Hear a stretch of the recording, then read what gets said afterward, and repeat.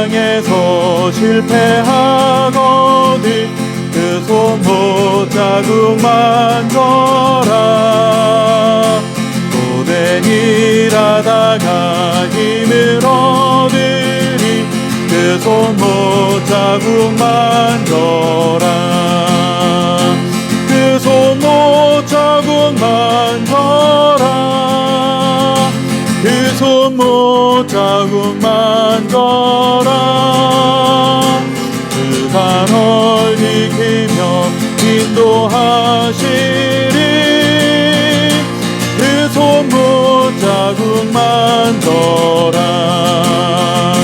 내가 어둠 속을 걸어갈 때에 그 손 못 자국 만져라.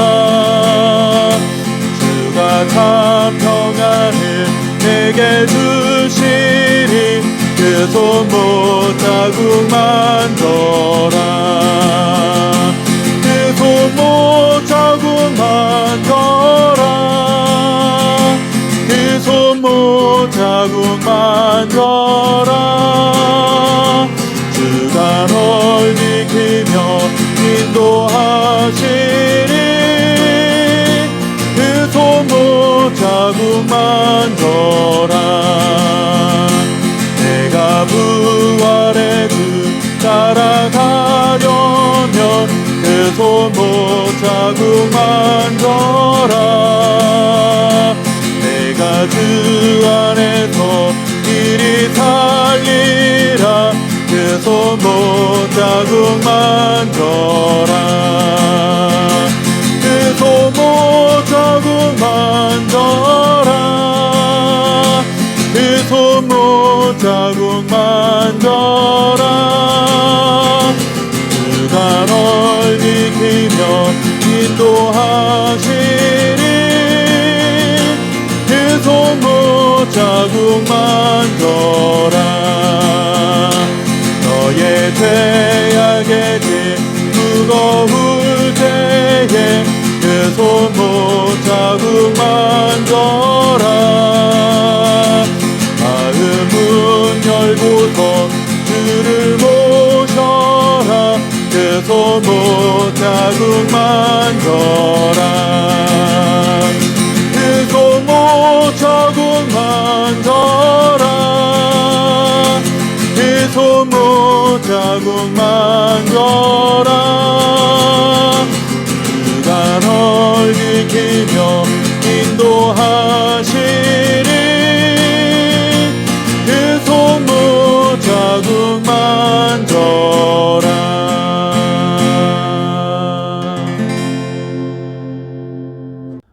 그들을 죽이지 마옵소서. 나의 백성이 잊을까 하나이다. 우리 방패 되신 주여, 주의 능력으로 그들을 흩으시고 낮추소서.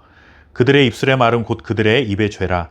그들이 말하는 저주와 거짓말로 말미암아 그들이 그 교만함 중에서 사로잡히게 하소서.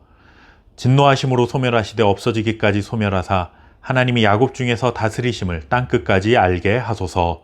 아멘. 최근 들어 뉴스를 통해 접하게 되는 소식들 중에 사람이 어떻게 저렇게까지 나쁜 짓을 할 수 있을까 하는 생각이 드는 사건들이 있었습니다.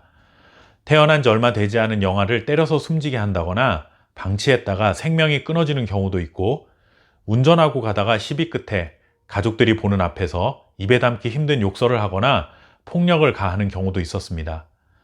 이런 파렴치한 일들을 보면 사람이 참 무섭고 잔인하다라는 생각이 듭니다.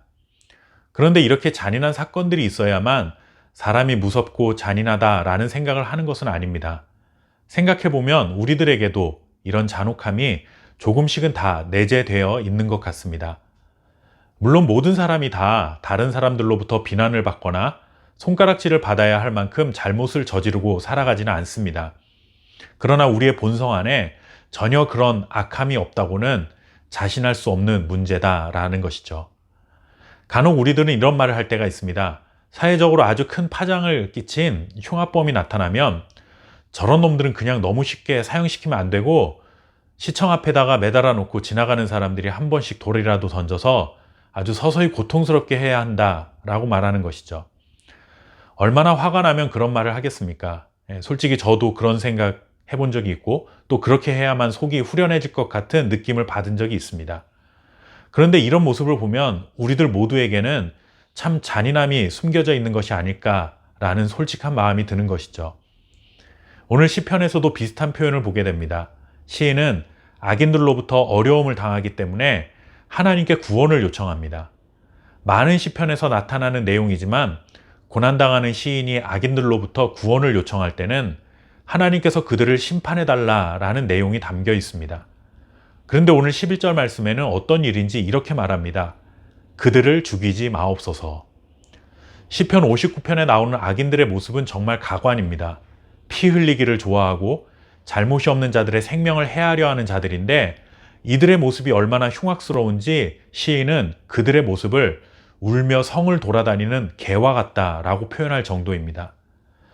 그런 자들로부터 구원해달라는 요청을 한다면 당연히 짝을 이루는 표현은 그들을 심판해달라라는 것이 아닐까요? 그런데 시인은 그들을 죽이지 말아달라라고 요청합니다. 그 이유를 이렇게 말합니다. 나의 백성이 잊을까 하나이다. 악인들에 대해 즉각적인 심판을 요청하지 않는 이유는 용서해달라 이런 뜻이 아니라 악인들이 너무 쉽게 죽임을 당하면 다른 사람들에게 그 경고의 효력이 덜할 수 있기 때문이다 라는 것입니다. 사람들이 이 악한 이들의 악행을 쉽게 잊고 또 다른 악을 저지르게 될지 모른다라는 것이죠. 의로우신 하나님께서 악에 대해 심판하시면 정말 이렇게 무섭다라는 것을 다른 백성들이 알게 하셔서 더 이상 하나님 앞에서 악을 저지르지 않도록 산 증거로 삼아 주십시오 라는 요청이 담겨 있는 것입니다.